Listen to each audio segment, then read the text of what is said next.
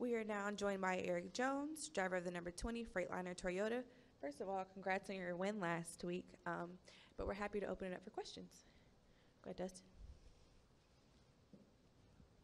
Dustin Long, NBC Sports. So I know you didn't have a whole lot of time to celebrate, but how did you get to enjoy that win before you went up to Slinger? I think some of the Xfinity guys talked about a party at your place, and how else did you enjoy it this week? Yeah, it was. It wasn't much time, but it was a little bit. I mean, we got back and it was pretty late, but some of my buddies were waiting over at my house and had some celebrations ready for me. So that was fun. We got to hang out for a minute and then had our early flight out to Slinger and had a good time up there with the guys. And actually a lot of the guys on that team were guys I've known for a long time, so it was kind of fun to hang out with them and reminisce and celebrate a little bit. But then we got back to it, and it was just been kind of a whirlwind week, with all the travel back and forth between Wisconsin and then getting back for kind of a day on Wednesday and then leaving on yesterday morning pretty early again. So it was a really busy week, and it's been nice. It was nice to just kind of chill out last night finally, back in the motorhome, and be able to focus a little bit on this weekend. Oh yeah. Yeah, all that, and had signs made up inside my house, and I still haven't got it all cleaned up because I haven't been home. But yeah, it's kind of a mess right now. We'll go to Mark and then kick it to the back. Mark Garrow, PRN. Now that you've had a little bit of time, what does this win mean? They ask you that at the spur of the moment. It's pretty tough to answer it right there in victory lane or on the racetrack. But in the quiet moments this week, what has it meant to you? Well, it's it's just, it's kind of the same thing I said. Honestly, I felt like I put it in words pretty good, and it hasn't changed too much since. It really is just a big win for me and my family. I mean, it was, it was a lot of years of hard work to get to the Cup level, and then a lot more years of hard work to get from the truck level, up to the Cup level, and and working here for the last year and a half to get to that point. So it was a lot of effort from a lot of people, and the first thing that came to mind for me was family, and then from there, my race team and how happy I was for them and the work they put in, because they've worked really hard every week and all year, and Chris Gale's worked really hard all year to make sure we're on the right track, and these last 3 weeks we continued to improve, and that continuous improvement is what eventually got us to victory lane. So it was just cool to see the hard work pay off and kind of see how it all had worked out.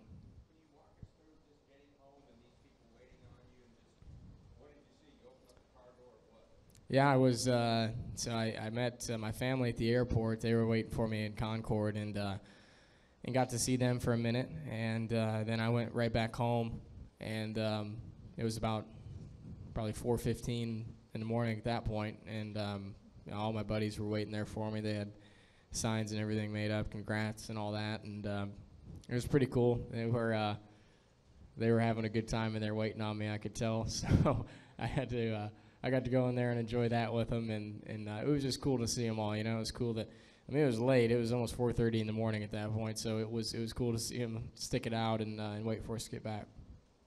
Go right there. Hey, Erik. Alex Gray from the Grueling Truth Radio Network. First off, congratulations on the win last week. What's the mentality for the rest of the regular season? What's the big focus? For me, it's going to be stage points and playoff points, just trying to earn as many as we can, and we just need to work on getting a little bit of a buffer for the first round of the playoffs. And obviously we're really excited to be in the playoffs at this point, but, we also want to do really well in them, and we want to succeed through the first and second rounds and make sure we can make a run at this thing and just focus on what we got to do to compete with Truex and Kyle and Harvick and what we got to do to go up and contend with them. And like I said, hopefully getting some stage points and some playoff points as well. Go right here. Steve Conley, WQIO Radio. Erik, you kind of mentioned this, and Chris Gale talked about it last week. Joe Gibbs has mentioned it. The momentum that your team has seen over the last couple of weeks and the momentum that it's building coming off of Daytona. Is your team ready to compete with the big three that we continue to talk about? Are you there, or is there still work that your team has to do? I think it's. I think we're getting really close. Excuse me. I think there's still work we got to do, but. We're coming into a stretch of really good tracks for us. We went through Sonoma and Chicago, which Sonoma's definitely not a good track for me, and had a good run. And Chicago's an okay track for myself, and we had a good run there. and then obviously getting that win at Daytona. So there's a lot of momentum on our side for almost the last month now, and we want to keep that rolling, obviously. But I think there's going to be a little bit of work to do to catch them. But like I said, these tracks that are coming up are really good for myself and really good for JGR and in places where we ran pretty well last year. So hopefully we can use that to our advantage and figure out what it's going to take to get up there. Go to Allie. Gary, I'll go to you. Allie Davison, NASCAR.com. So Kentucky is a track that you've seen a lot of success in the Xfinity Series and your one start last year. This turn 3 that Harvick talked a lot about on the broadcast last year, how do you wrangle that underrated difficult turn heading in there? Yeah, it's become more difficult since the repave. So when they reconfigured 1 and 2, it made it a lot faster, and you're carrying so much speed into turn 3, and it looks like you're taking a hard left in a parking lot kind of when you go in the corner because it's so flat and so wide. And the tough balance obviously is getting your heights right through 1 and 2 and making sure that your car is as low as it can be in 3 and 4, which it's never really going to be. But if you can get your car handling really well down there and really hooking the line well and getting in the corner secure, you're going to be in a pretty good spot. So it's not an easy thing to do, and we had a pretty good car last year for that, but we just got to really work on entry today, make sure it's secure, and then work on the second half of the corner from there. And usually 1 and 2 kind of comes with that. Go ahead, Gary. Gary Graves, Associated Press. How have you been able to digest your victory in terms of what it means for some of the younger drivers and coming to a track like this? Granted, you have limited experience here, but in light of your runs, how confident are you this week in terms of trying to break through? Well, I'm really confident. Excuse me. I'm really confident, but I think overall it's for the young guys, for one of us to get a win is really important, and hopefully, I'd love to be the guy that gets some more. I mean, I guess that sounds greedy, but you want to be the young guy that's really taking the lead on it, and if we could go out and get some more wins, it'd be really good for the young guys and for us, and I'd like to see the other guys get up there and contend as well, and they've been good, and eventually, we're all going to be winning races on a consistent basis. It just takes time and experience and effort to get to that point, so we're all trying to figure out how to do it, and I think this is a good step, and I think we've been getting really closer and closer each week, and hopefully we can kind of keep this rolling for it. Brad Stevens at the Bowling Green Daily News. Obviously, you're still a younger driver in this sport, but the experience you pick up with each race, you feel like maybe even compared to where you were last year, just how much experience you gain, how much more confident you feel in this Cup Series right now?